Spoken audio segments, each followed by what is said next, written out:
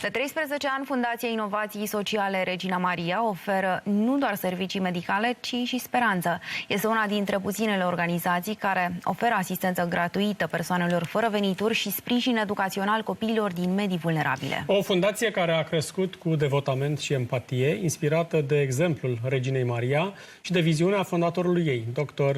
Varga Enayati, medic și antreprenor. Astăzi vorbim despre proiecte, schimbare și recunoștință. Domnul doctor este alături de noi. Bună dimineața! Bună dimineața! Și mulțumim că sunteți cu noi în această dimineață.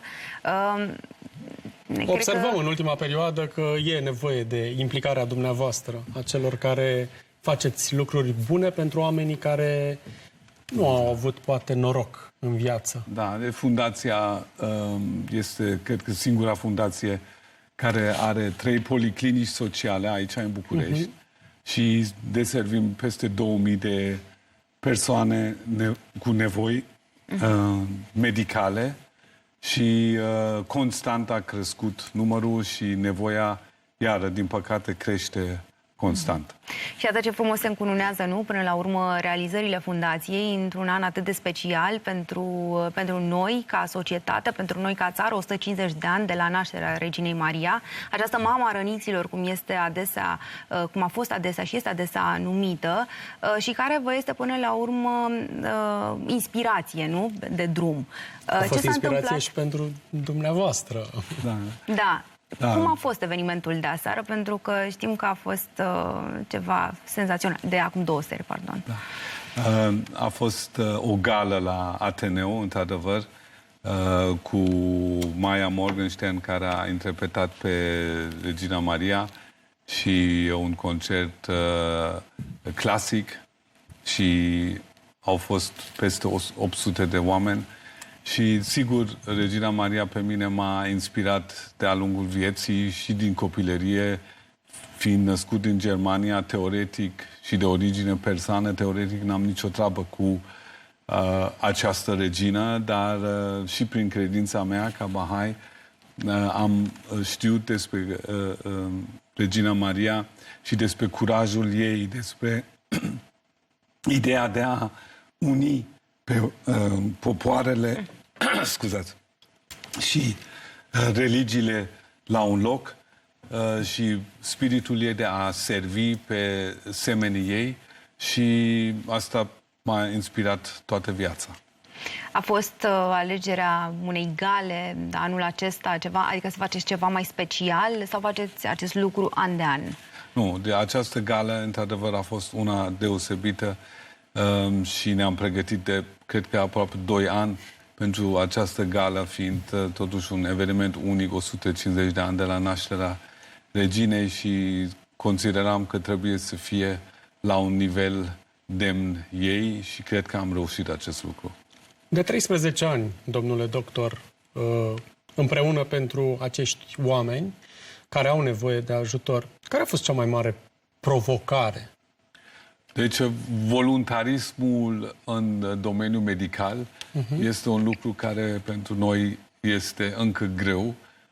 Nu suntem obișnuiți, în general, în România, să facem voluntarism, dar mai ales în medical este și mai greu. Noi ne-am bazat la început mult pe medici voluntari, încă avem medici voluntari, mai ales în domenii specialități ca și la stomatologie.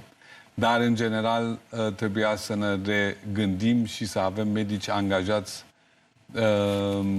ca să avem o performanță continuă.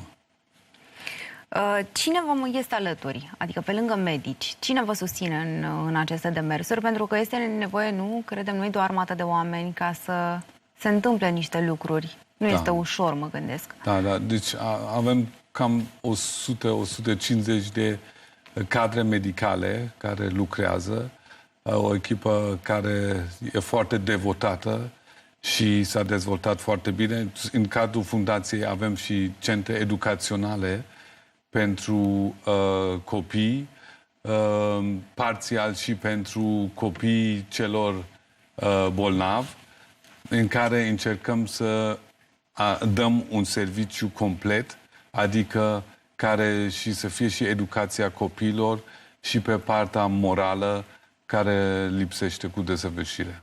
Știm că soția dumneavoastră vă este alături sau se implică cu toate forțele. Da. Da, Mitra este într-adevăr sufletul fundației și se ocupă mai mult pe partea de educație la copii și cu after school-uri care avem și cu această educație morală care încercăm să o promovăm. Te rog, dacă ar fi să trageți linie, câți pacienți, câți copii ajutați an de an?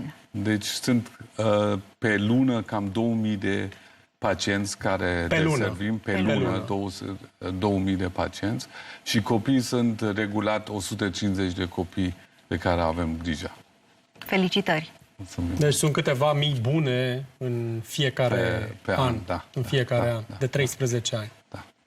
Da, România are nevoie de dumneavoastră în continuare. Mulțumim mult că ați venit la Telejurnal Matinal, spor la treabă și să vă treacă pragul cât mai mulți oameni, chiar dacă sunt oameni necăjiți, să aibă unde să vină. Mulțumim mult! Mulțumim mult! Mersi. Luăm o scurtă pauză acum, dar ne întoarcem în câteva minute, așa că